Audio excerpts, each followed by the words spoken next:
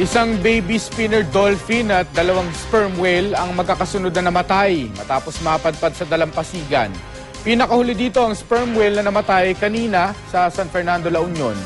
Makibalita tayo kay Glam Kalikdan.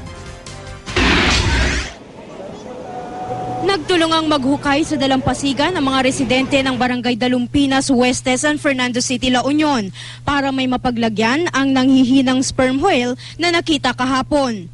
Hindi maibalik sa dagat ang balyena dahil sa lakas ng alon.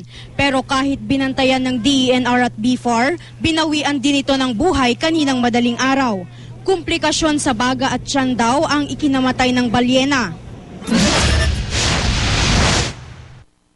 Isang rare species naman ng sperm whale ang namatay ilang oras matapos ma-rescue sa San Narciso, Zambales. May mga sugat ito sa katawan. Marami ang nanghinayang dahil ayon sa BFAR, ito ang nag-iisang lalaking pygmy sperm whale na namataan sa bansa.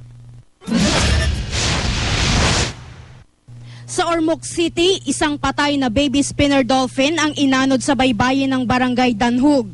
Ayon sa mga otoridad, posibleng hindi kinaya ng dolphin ang lakas ng alon matapos mahiwalay sa magulang. Nailibing din agad sa gilid ng dagat ang dolphin.